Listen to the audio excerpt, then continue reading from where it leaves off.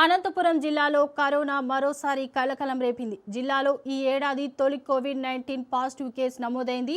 గుంతకల్ పట్టణానికి చెందిన 65 ఏళ్ల మహిళకు కరోనా నిర్ధారణ కావడంతో ఆమెను ప్రభుత్వ ఏరియా హాస్పిటల్లో ప్రత్యేక ఐసోలేషన్ గదిలో ఉంచి చికిత్స అందిస్తున్నారు.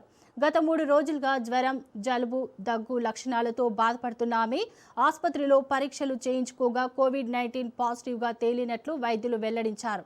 దీంతో అప్రమత్తమైన వైద్య ఆరోగ్య శాఖ అవసరమైన చర్యలు చేపట్టింది. కరోనా లక్షణాలు కనిపిస్తే నిర్లక్ష్యం చేయకుండా వెంటనే సమీప ప్రభుత్వ ఆసుపత్రికి వెళ్లి పరీక్షలు చేయించుకోవాలని, వ్యక్తిగత పరిశుభ్రతతో పాటు అవసరమైన జాగ్రత్తలు తప్పనిసరిగా పాటించాలని వైద్యులు ప్రజలకు సూచించారు.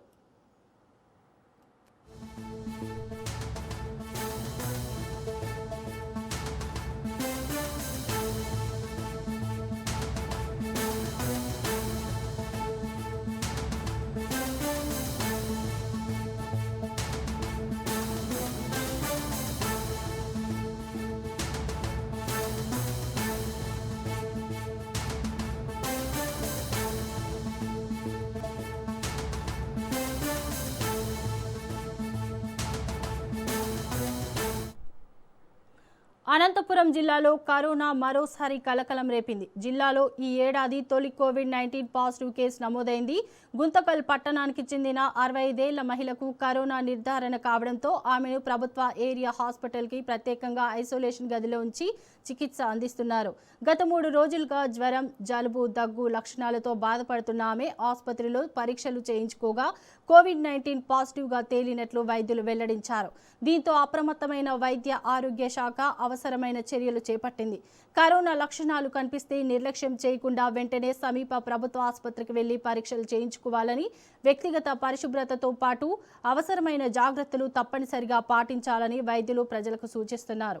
ఇక ఇదే అంశంపై మరింత సమాచారం మా ప్రతినిధి జీవన్ అందిస్తారు. జీవన్, చెప్పండి. అనంతపురం జిల్లాలో తొలి కరోనా పాజిటివ్ కేసు నమోదైందని చెప్పవచ్చు. గుంతకల్ పట్టణానికి చెందినటువంటి బెంచ్ కొట్టాల ప్రాంతానికి చెందినటువంటి 60 సంవత్సరాలు కలిగినటువంటి కృష్ణవేణి అనే మహిళకు గత 3 రోజులుగా జ్వరము, జలుబు, దగ్గు లక్షణాలతో బాధపడుతున్నటువంటి నేపథ్యంలో ఆమె చికిత్స నిమిత్తం గుంతకల్ ప్రభుత్వ ఏరియా ఆసుపత్రికి వెళ్లి వైద్య పరీక్షలు చేయించుకున్నారు. ఈ నేపథ్యంలోనే మొదటిసారి వైద్యం చేయించుకున్నప్పటికీ తగ్గలేదు.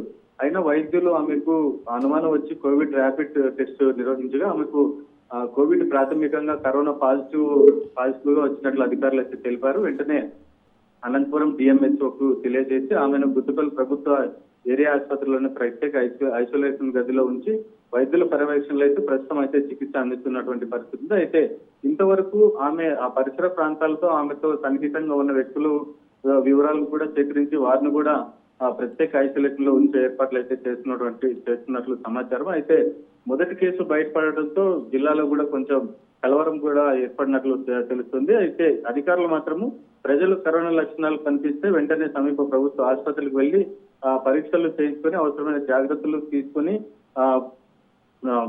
తగిన రక్షణ చర్యలు చేపట్టాలని కూడా వైద్యులకైతే డిఎంహెచ్ సూచిస్తున్నటువంటి పరిస్థితి ఉంది. Shobha. Right, thank you Jeevan.